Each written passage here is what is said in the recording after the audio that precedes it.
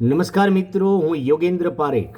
ગાંધીજીનું જીવનચરિત્ર મુક્તિદાતા શ્રેણી મણકો 20 ઘર બાળીને તીરથ. આપ સૌ શરૂઆતથી મારી સાથે જોડાયા છો એ બદલ હું આનંદ અને આભારની લાગણી વ્યક્ત કરું છું.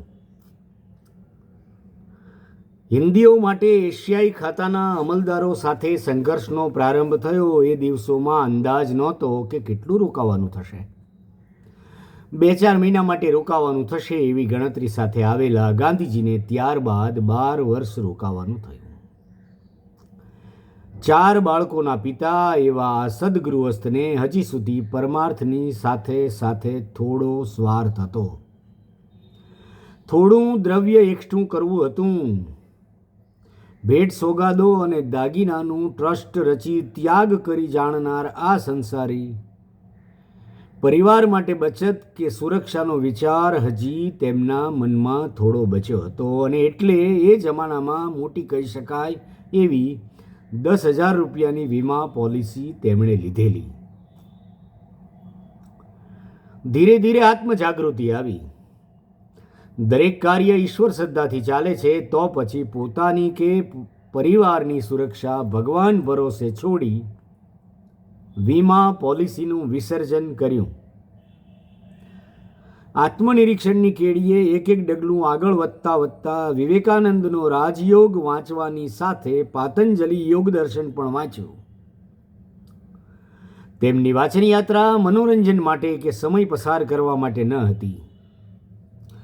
આગામી જીવનયાત્રા માટે એક આદર્શ રસ્તો નિર્માણ કરવા, જીવનમાં શુભ તત્વોનો સમન્વય કરવાની આ પ્રતિબદ્ધતા હતી. આચરણમાં મૂકવા યોગ્ય બાબત ધ્યાનમાં આવે કે વાંચવામાં આવે કે તરત આચરણ શરૂ. ટાળવા યોગ્ય બાબત દુન્યવી દૃષ્ટિએ ગમે તેટલી લાભપ્રદ હોય તેનો તરત ત્યાગ કરવો એવો એમનો સંકલ્પ.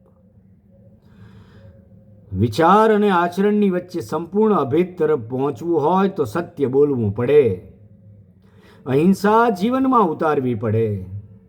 સંગ્રહખોરી ત્યજીને અપરિગ્રહી થવું પડે. આવા મહાન વ્રતો જીવનમાં સફળતાપૂર્વક ઉતારી શકાય, આચરી શકાય તે માટે અંગત સુખોની કામના છોડવી પડે અને તે માટે બ્રહ્મચર્ય આવશ્યક છે તેમ સ્વાનુભવે સમજાય છે ત્યારે જીવનમાં મહાપરિવર્તન માટે તેઓ સજ્જ થાય છે. દરેક કાર્ય ઈશ્વરની સાક્ષીએ કરવાની જાગૃતિ કેળવાય છે. તેથી શરીર પ્રયોગશાળા બને છે અને સંપત્તિ, પરિવાર તથા દેહ પરનો માલિકી ભાવ છૂટવાની શરૂઆત યુવાન બેરિસ્ટરમાં થાય છે. જિંદગીના હજી લગભગ 3.5 દાયકા થયા છે. આત્મચિંતન કરતાં કરતાં સીધો સવાલ પોતાની જાતને કરે છે કે ઘર બાળીને તીર્થ કરવું? અને અંદરથી લાગલો જવાબ મળે છે, ઘર બાળ્યા વિના તીર્થ થાય નહીં. ઘર બાળ્યા વગર તીર્થ થાય નહીં. જાહેર જીવનમાં, રાજનીતિમાં લાંબી મઝલ કાપવાની બાકી હતી એ દિવસોમાં બાપુ ઘર બાળીને તીરથ કરવા નીકળ્યા. ગીતાજીનું અધ્યયન મનન કરતાં કરતાં ગીતાનો એક શ્લોક કંઠસ્થ કરવાનું શરૂ કર્યું. ગીતા કંઠસ્થ કરી, હૃદયસ્થ કરી. એટલું જ નહીં, અનાસક્તિ યોગ ભાષ્ય રચવાની સાથે પોતે નિષ્કામ કર્મયોગી થવાની શરૂઆત થઈ. ટ્રસ્ટી શબ્દનો સાચો અર્થ ગીતા વાંચીને પામ્યા અને સમજ્યા એમ કે ટ્રસ્ટી પાસે કરોડો રૂપિયા હોય છતાં એક પણ પાય તેની પોતાની નથી હોતી. એ રીતે દરેક ધનવાને પોતાની સંપત્તિના ટ્રસ્ટી બનીને જીવવું જોઈએ એવો એક આદર્શ એટલે કે ટ્રસ્ટીશીપનો સિદ્ધાંત એટલે કે વાલીપણાનો સિદ્ધાંત રજૂ કર્યો. અપરિગ્રહનો આદર્શ જીવનમાં ઉતારવા માટે સંપત્તિ સર્જનનો મોહ છોડવો પડે. એ વાત ઘરમાં દરેકને ગળે ઉતરે. વિલાયત જવા માટે મોટા ભાઈએ દેવું કરેલું. કુટુંબમાં સૌને કેટલી આશા હતી. મોહન મોટો થશે, બેરિસ્ટર બની દિવાન થશે, ખૂબ કમાશે એવી આશા રાખીને બેઠેલા પિતા સમાન મોટા ભાઈને લખ્યું. ગાંધીજીએ ટપાલ લખી અને આ બધી ટપાલો હાજરા હજુર છે. આજ લગી તો મારી પાસે બચ્યું તે તમને અર્પણ કર્યું. હવે મારી આશા છોડજો. હવે જે બચશે તે અહીં કોમને અર્થે વપરાશે. અગાઉ જણાવ્યું તેમ હજી 34મું વર્ષ ચાલતું હતું. આ પત્ર લખ્યો હતો દક્ષિણ આફ્રિકાથી. કોમને અર્થે એટલે પોતાની જ્ઞાતિ નહીં. એ સમયે દક્ષિણ આફ્રિકામાં વસતા દરેક જ્ઞાતિના હિન્દીઓ માટે એક જ શબ્દ કોમ વપરાતો હતો. એમાં તમામ જાતિના લોકો આવી જતા જે દક્ષિણ આફ્રિકાની ગોરી સરકાર દ્વારા પરેશાન હતા. મોટાભાઈને બેરિસ્ટર મોહનદાસનો પત્ર મળ્યો અને નારાજ થયા. નાના ભાઈને તેનો ધર્મ સમજાવતા લખ્યું. મોહનદાસ એટલે કે ગાંધીજીને મોટા ભાઈએ લખ્યું, બાપ કરતાં તમારે ડાયા ન થવું. બાપે જેમ કુટુંબને પોષ્યું તેમ તમારે પણ કરવું. મોહનદાસે વળતી ટપાલમાં પૂરો વિવેક વ્યક્ત કર્યો અને કહ્યું, કુટુંબનો અર્થ જરા બહોળો કરીએ તો મારું પગલું તમને સમજાશે. ભાઈને તો આવી આશા જ નહોતી, અબોલા જ લીધા. પણ મોહનદાસ કૃત સંકલ્પ થઈ ચૂક્યા હતા. મોટા ભાઈને બેરિસ્ટરના પૈસા કરતાં તેના સદવર્તનમાં રસ હતો. તેઓ ઈચ્છતા હતા કે મોહનદાસ જગત આખાની ચિંતા છોડીને ધંધામાં ધ્યાન આપે અને સંસાર શાંતિથી માણે. પરિવર્તનના પંથે ચડેલા મોહનદાસ તો અવિચળ હતા. આખરે જિંદગીના આખરી દિવસોમાં મોટા ભાઈને આ નાનકાનું પગલું યોગ્ય લાગ્યું. તેઓ મરણ પથારીએ હતા ત્યારે બાપ દીકરાની માફી માગે તેવી રીતે નાના ભાઈની ક્ષમા માગતો કરુણાજનક પત્ર મોહનદાસને લખ્યો.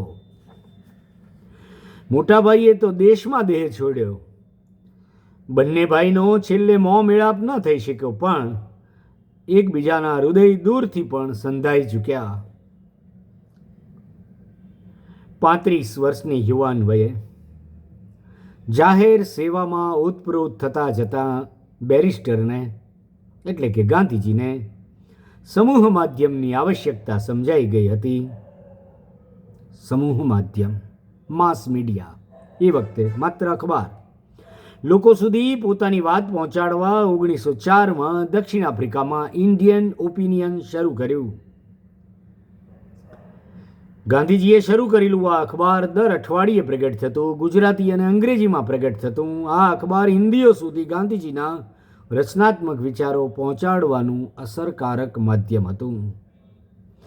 ઇન્ડિયન ઓપિનિયનમાં ગાંધીજીએ આત્મા રેડ્યો અને પૈસા પણ રેડ્યા. ધંધાદારી હેતુથી આ છાપું નહોતું ચાલતું. દર મહિને પોતાના 75 પાઉન્ડ એમાં ખર્ચતા.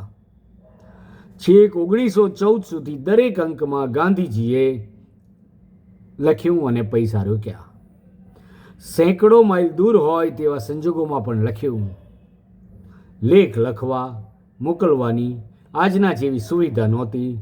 મંથર ગતિએ ચાલતી વ્યવસ્થાના જમાનામાં પણ દર અઠવાડિયે પોતાનો લેખ મોકલી આપવાની જાગૃત તત્પરતા એમની કર્તવ્ય નિષ્ઠાનું જ પરિણામ હતું. કોઈની પણ ખુશામત કર્યા વગર, કોઈ પણ બાબતમાં અતિશયોક્તિ વગર તોડીને લખાયેલો એક એક શબ્દ સત્યાગ્રહી ગાંધીના આત્માની અભિવ્યક્તિ સમાન હતો. ઇન્ડિયન ઓપિનિયન વિના સત્યાગ્રહની લડત ન ચાલી શકત એવો ચોખ્ખો અભિપ્રાય તેમણે આપ્યો છે. પત્રકારત્વના આદર્શો અને અપેક્ષાઓનું ઘડતર પણ આ ગાળામાં જ થયું. રચનાત્મક કાર્યો અને સેવાનિષ્ઠ જીવનચર્યા, દિનચર્યા, એના દ્વારા જીવનને સરભર કરવાના પ્રયાસમાં સક્રિય બેરિસ્ટર ગાંધી તેમને તેમના અંગ્રેજ મિત્ર મિસ્ટર પોલાક તરફથી રસ્કિનનું અનટુ ધીસ લાસ્ટ પુસ્તક વાંચવા મળે છે. આ એક પુસ્તકની જાદુઈ અસર થઈ. જોહાનિસબર્ગથી નાતાલ જતાં ટ્રેનમાં આ પુસ્તક વાંચ્યું અને જીવનભરની ઊંઘ ઉડી ગઈ.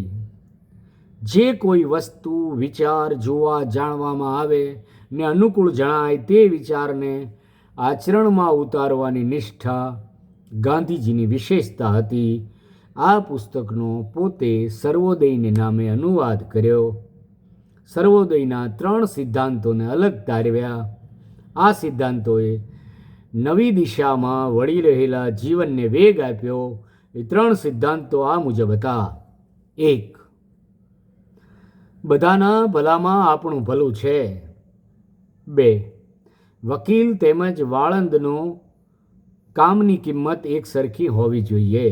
વકીલ તેમજ વાળંદના કામની કિંમત એક સરખી હોવી જોઈએ, કેમ કે આજીવિકાનો હક બધાને સરખો છે. 3. સાદું મજૂરીનું ખેડૂતનું જીવન જ ખરું જીવન છે. રાત્રે ટ્રેનની મુસાફરીમાં આ પુસ્તક અન્ટુ ધીસ લાસ્ટ વાંચ્યું અને વહેલી પડી સવાર. સવારથી અમલ શરૂ થયો. પહેલી 2 બાબતો જાણતા હતા, જોતા હતા. ત્રીજા સિદ્ધાંતનો ભેટો પહેલી વખત થયો કે સાદું મજૂરીનું ખેડૂતનું જીવન જ ખરું જીવન છે અને હવે તેઓ એવું જીવન જીવવાનું શરૂ કરવાના છે. પરિવર્તનનો વધુ એક પડાવ આવે છે. આપણે મળીશું હવે પછીના પ્રકરણમાં. ધન્યવાદ. ખૂબ ખૂબ આભાર.